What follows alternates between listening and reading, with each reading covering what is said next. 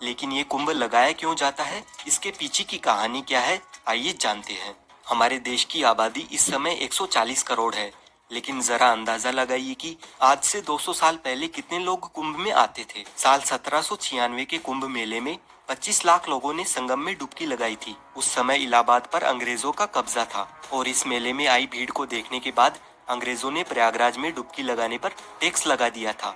East India company के record में हमें पता चलता है कि साल 1806 में कंपनी ने हर व्यक्ति पर 1 रुपए का टैक्स लगा दिया था और उस समय 1 रुपए में एक आदमी के पूरे महीने का जीने का खर्चा चल जाता था। पौराणिक कथाओं के अनुसार ऐसा माना जाता है कि ऋषि दुर्वासा ने सभी देवी देवताओं को श्राप दे दिया था। इससे देवताओं की शक्तियां चली गई।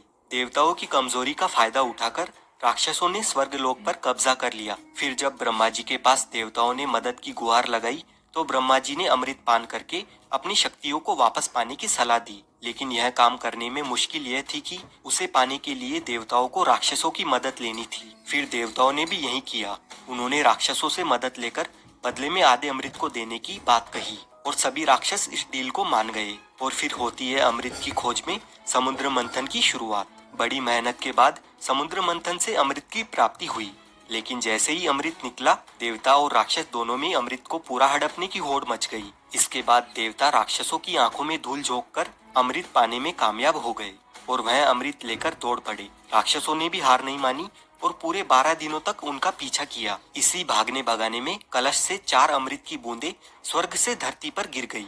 माना जाता है कि यह बूंदें हरिद्वार की गंगा नदी, प्रयागराज में त्रिवेणी संगम, उज्जैन में शिप्रा नदी और नासिक में गोदावरी नदी में गिरी थी। अब ये 4 बूंदें जहाँ जहाँ पर गिरी आज वहीं पर कुंभ मनाया जाता है। और हर 12 साल के अंतराल में कुंभ मनाने के पीछे की कहानी ये है कि पौराणिक ग्रंथों में कहा जाता है कि देवताओं के 12 दिनों का अर्थ है मानव के 12 साल।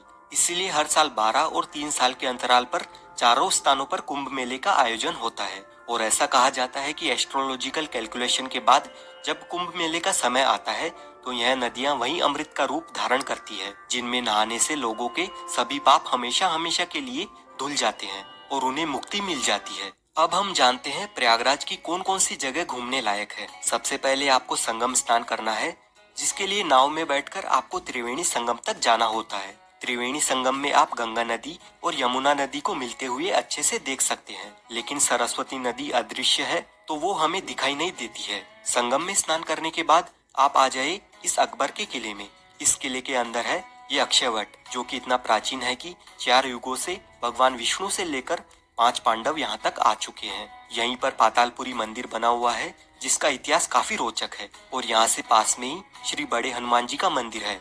इस मंदिर में हनुमान जी लेटी हुई मुद्रा में अपने भक्तों को दर्शन देते हैं और इस मंदिर का इतिहास भी काफी प्राचीन है। लेटे हुए हनुमान जी के दर्शन करने के बाद यहाँ से 200 मीटर दूर आप आ जाइए आदिशंकर विमान मंडपम मंदिर में।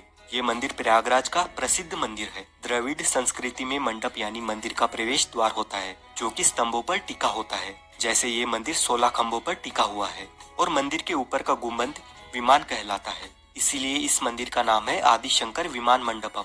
और इस मंदिर में हमें काफी सारे देवी देवताओं के दर्शन मिलते हैं। संगम पर सभी मुख्य प्लेसेस घूमने के बाद आप आ जाइए अलोपी देवी मंदिर में। माँ अलोपी देवी मंदिर 51 शक्तिपीठों में से एक है और यहाँ पर माता सती के दाहिने हाथ का पंजा कटकर गिरा था। यहाँ से अब हम जाएंगे भारद्वाज पार्क और उनके आश्रम में।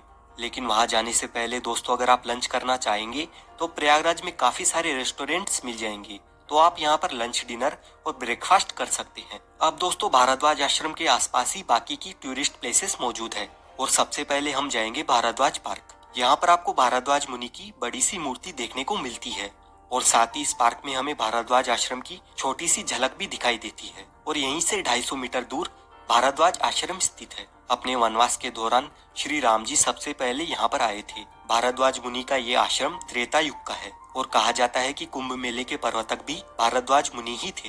भारद्वाज आश्रम के पास में ही आनंद भवन बना हुआ है। यहाँ की एंट्री टिकट 30 रुपए और 100 रुपए की है। इस भवन में आपको पुराने जमाने की काफी सारी एंटिक चीजें देखने को मिलती है। इस भवन में जवाहरलाल नेहरू, इंदिरा गांधी, महात्मा गांधी जी रहा करते थे, तो उनकी काफी सारी यादें यहाँ पर संजोकर रखी हुई है। आनंद भवन घूमने के बाद आप आ जाए चंद्रशेखर आजाद पार्क में। 17 फरवरी 1931 को अंग्रेजों ने चंद्रशेखर आजाद को इसी जगह पर चारों ओर से घेर लिया था फिर चंद्रशेखर जी ने अपनी पिस्तौल में बची आखिरी गोली अपने आप को ही मार ली थी। चंद्रशेखर आजाद पार्क के सामने पंडित जी की चाट पर कुल्हड़ वाला दही बल्ला, कचौरी, समोसा काफी फेमस है, तो आप यहाँ पर नाश्ता पानी भी कर सकते हैं। उसके बाद आप आ जाए प्राचीन वेणी माधव मंदिर में। त्रिवेणी संगम की रक्षा करने के लिए भगवान विष्णु खुद यहाँ पर विराजमान हुए थे। अब हम